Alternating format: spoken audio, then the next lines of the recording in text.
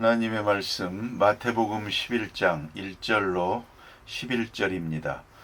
예수께서 12제자에게 명하기를 마치시고 이에 그들의 여러 동네에서 가르치시며 전도하시려고 거기를 떠나가시니라. 요한이 옥에서 그리스도께서 하신 일을 듣고 제자들을 보내어 예수께 여짜오되 오실 그이가 당신이오니이까 우리가 다른 일을 기다리오리이까. 예수께서 대답하여 이르시되 너희가 가서 듣고 보는 것을 요한에게 알리되 맹인이 보며 못 걷는 사람이 걸으며 나병 환자가 깨끗함을 받으며 못 듣는 자가 들으며 죽은 자가 살아나며 가난한 자에게 복음이 전파된다 하라. 누구든지 나로 말미암아 실족하지 아니하는 자는 복이 있도다 하시니라. 그들이 떠나매 예수께서 무리에게 요한에 대하여 말씀하시되 너희가 무엇을 보려고 광야에 나갔더냐? 바람에 흔들리는 갈대냐? 그러면 너희가 무엇을 보려고 나갔더냐? 부드러운 옷 입은 사람이냐? 부드러운 옷을 입은 사람들은 왕궁에 있느니라. 그러면 너희가 어찌하여 나갔더냐? 선지자를 보기 위함이었더냐? 옳다, 내가 너희에게 이르노니 선지자보다 더 나은 자니라. 기록된 바 보라, 내가 내 사자를 내 앞에 보내노니 그가 내 길을 내 앞에 준비하리라 하신 것이 이 사람에 대한 말씀이니라. 내가 진실로 너희에게 말하노니 여자가 낳은 자 중에 세례 요한보다 큰 이가 일어남이 없도다. 그러나 천국에서는 극히 작은 자라도 그보다 크니라. 아멘. 예수께서 12제자를 부르시고 능력을 주시고 파송하시고 그리고 예수의 제자들은 어떻게 일하며 어떤 각오로 일하며 또 어떻게 될 것인가를 길게 말씀하셨습니다. 그 교훈의 말씀이 바로 마태복음 10장입니다. 그래서 마태복음 10장을 제자 파송장이라고 합니다. 이제 11장은 예수님께서 제자를 세우신 다음에 하신 역사인데요. 오늘 본문은 특별히 세례 요한에 대해서 말하고 있습니다. 대단히 중요한 대목입니다. 왜냐하면 세례 요한과 예수님의 관계가 어떻게 매듭지어지는지를 오늘 본문에서 읽게 됩니다. 아시는 대로 세례 요한은 세상에 난 것부터가 특별한 능력 가운데 태어났고 예수님보다 6개월 먼저 나서 그는 광야 생활을 하게 되고 또 예수님보다 먼저 광야에 나와서 사람들에게 예수 그리스도에 대해서 증거했습니다. 많은 사람들이 세례 요한이 혹 메시아가 아닌가 생각해서 그를 따를 때에 그들에게 분명하게 가르쳤습니다. 내가 아니라고.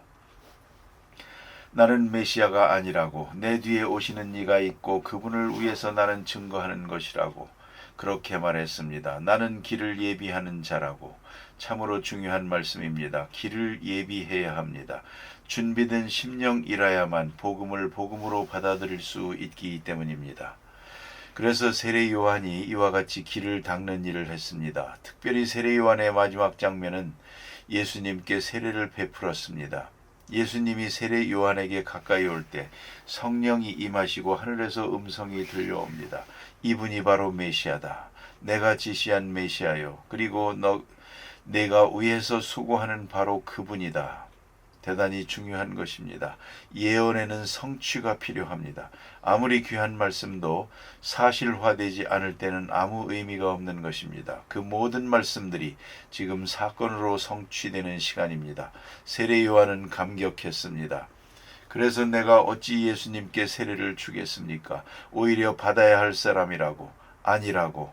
이것은 의를 이루기 위해서 하는 일이니까 세례를 베풀라고 합니다. 그래서 예수님에게 세례를 베풀었습니다. 그럴 때에 하늘로부터 음성이 들려왔습니다. 성령이 비둘기와 같이 임하는 걸 보았습니다.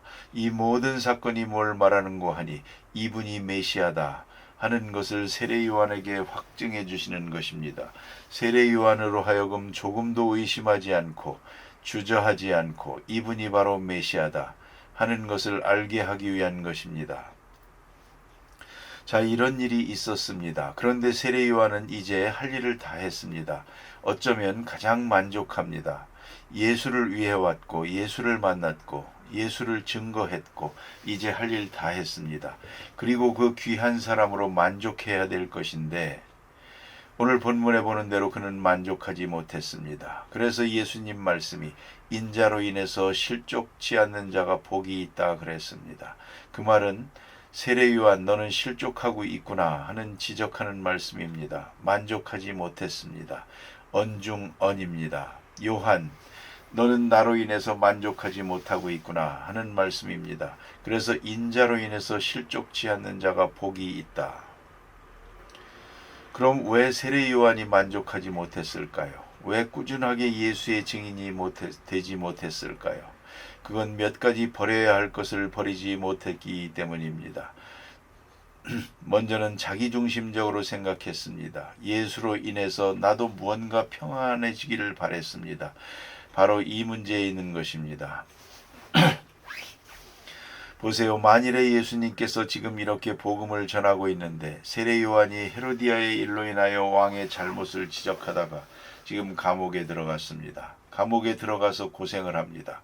이는 의로운 일입니다. 진리를 위하여 선을 위하여 그는 감옥에 갇혔습니다. 이제 감옥에서 생각을 합니다. 예수님이 메시아가 분명하지.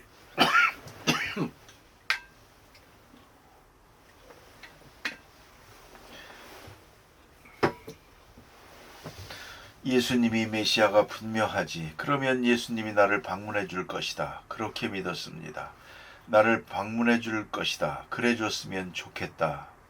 그리고 와서 문을 열어주면서 그동안에 수고했구나. 그런 희한한 일이 있을 것이다. 이스라엘 나라도 독립되고 메시아의 나라가 이루어지면서 나 또한 메시아를 위해서 수고한 사람으로서 영광을 누리게 되기를 바랬습니다.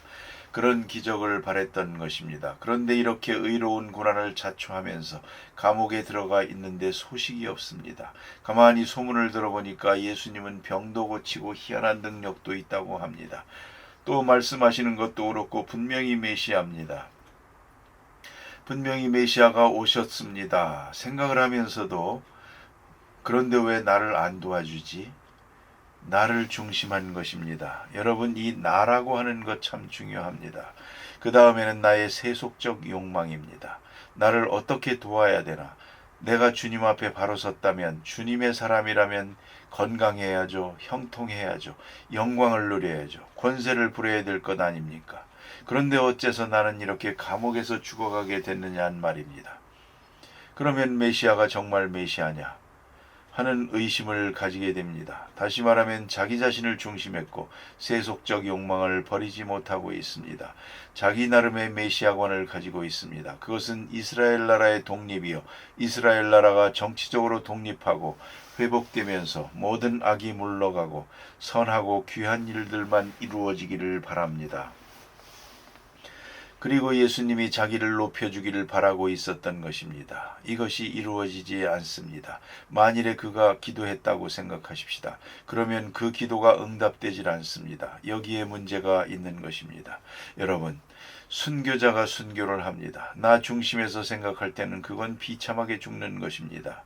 그러나 그는 만족합니다. 두 가지 때문에. 하나는 이 순교로 인해서 하나님의 나라가 확장됩니다. 절대 실패한 게 아닙니다. 만일 하나가 땅에 떨어져 죽으면 많은 열매를 맺는다 하는 그 진리를 알고 내가 죽음으로 해서 하나님의 큰 역사가 이루어지고 교회는 순교자의 피 위에 세워지는 것입니다. 이 큰 역사가 이루어지는 것을 믿음으로 보고 기뻐하고 또 이 세상을 떠나면서 순교자의 대열에 서서 하늘나라의 영광을 누리게 됩니다. 그 하늘나라에서 누릴 순교자의 영광을 바라보면서 기쁨으로 죽는 것입니다. 여기서 우리가 두 가지를 생각합니다. 하나는 세속적 욕망이요, 하나는 하늘나라에 대한 기쁨입니다. 이걸 우리가 알아야 됩니다. 그런데 오늘 세례 요한이 거기에 미치지를 못했습니다. 그래서 자기를 중심에서 생각할 때 메시아가 온 거냐 안 온 거냐 이렇게 된 겁니다. 그러나 이제 여기에 제자를 보내가지고 묻습니다. 오실 리가 당신입니까? 여기에 대해서는 많은 주석이 있답니다. 그건 뭐냐면 세례 요한이 의심이 있는 것이 아니고 그 제자들이 하도 재촉을 하니까 아니 메시아가 왔다는데 왜 선생님은 여기 있습니까? 정말로 메시아가 온 겁니까? 그러면 너희들이 가서 물어보려무나 제자들을 가르치기 위해서 그랬다 하고 편을 들어서 좋게 해석하는 해석이 있습니다만 그 다음 말씀 이어지는 걸 보면 꼭 그런 것만은 아닙니다. 누구든지 자기중심적인 신앙을 버리지 못하면 예수로 말미암아 실망하게 되어 있습니다. 하나님 나라가 이루어지는 데 대한 확실한 신앙을 가지지 못하면 실망하게 되어 있습니다.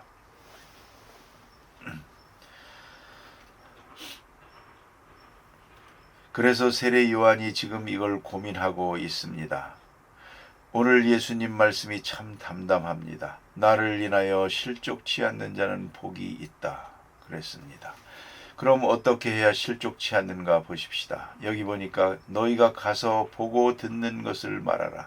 보고 듣는 대로 가서 말하라 하고서 하시는 말씀이 소경이 보며 안진뱅이가 걸으며 문둥병자가 깨끗함을 받으며 귀머거리가 들으며 죽은 자가 살아나며 가난한 자에게 복음이 전파된다 하라. 자, 죽은 자가 살아납니다. 문둥이가 깨끗해집니다. 저기서 희한한 일들이 이루어지고 있습니다. 저기서 하나님 나라가 이루어지고 있습니다. 나는 아니요. 여기서 문제가 되는 것입니다. 하나님의 나라가 지금 여기서 이루어지고 있고 확장되고 있는데 이걸 보고 너는 만족하라 그겁니다. 나는 가난합니다. 그러나 다른 사람은 잘 됩니다. 나는 죽어갑니다. 그러나 교회는 부흥되고 있습니다. 내게 대한 것은 다 무너지는 것 같으나 하나님의 뜻은 크게 이루어지고 있습니다.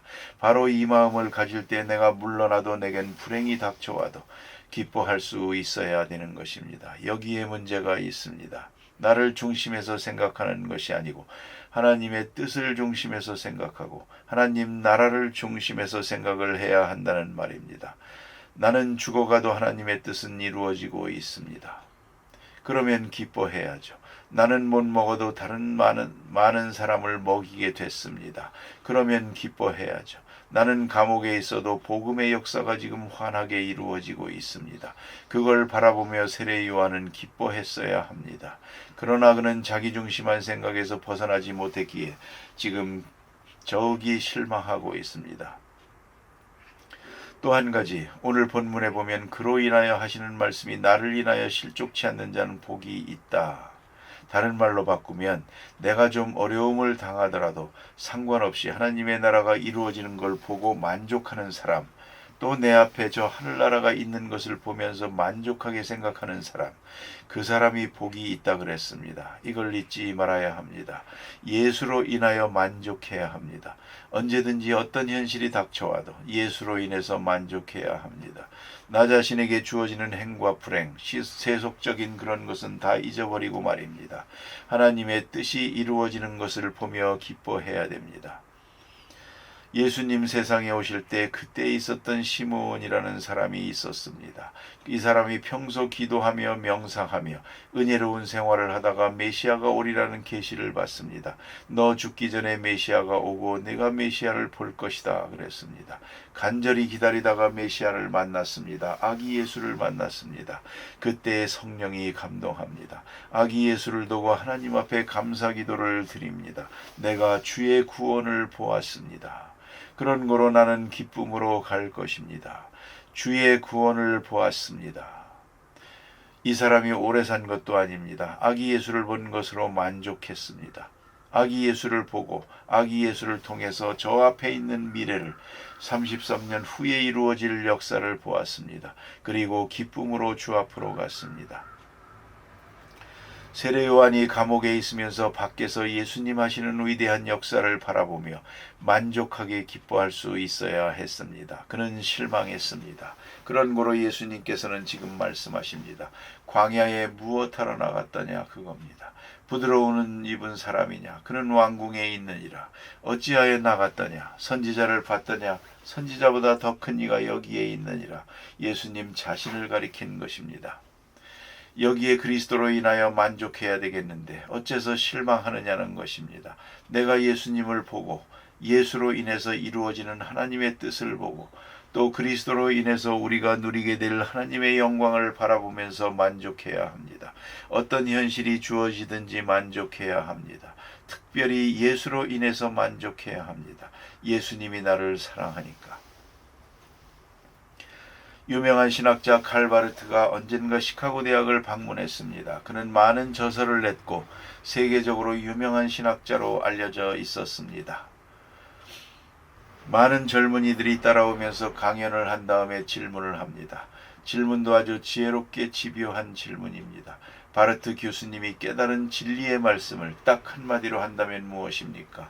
많은 책을 썼지만 많은 강연도 했지만 딱 한마디로 당신이 깨달은 진리를 말한다면 뭐라고 할 수 있겠습니까? 하고 물었습니다. 그때 칼바르트는 유명한 말을 했습니다. 어렸을 때 부르던 찬송입니다. 찬송가 가사입니다. Jesus loves me in the Bible. 성경 안에 예수께서 나를 사랑하신다 하는 것이 기록되어 있습니다. 예수 사랑하심이 성경에 기록된 것입니다. 성경의 총 주제, 내가 깨달은 진리를 예수 사랑하심이다. Jesus loves me, 그것이다 라고 명쾌하게 대답했습니다. 우리는 어떤 사건을 만나든 어떤 일을 하든 어떤 연구를 하든 총 주제는 예수께서 나를 사랑하시는 것입니다. 또 오늘도 그 사랑을 확증하는 것입니다. 내 생활 속에서 간증하는 것입니다. 그리고 만족하는 것입니다. 사랑은 곧 기쁨입니다. 사랑하는 사람이 기쁘고 사랑받는 사람이 만족합니다. 그러므로 만족이 바로 사랑이요, 사랑이 바로 믿음이요, 그걸 잊지 말아야 합니다. 오늘 예수 그리스도로 말미암아서 더 바랄 것이 없습니다. 내가 어떻게 사라지든 내가 어떻게 죽어가든 내가 어떤 형편에 있든 그건 상관이 없습니다. 오늘도 주님이 나를 사랑하시는 것은 확실하니까 말입니다.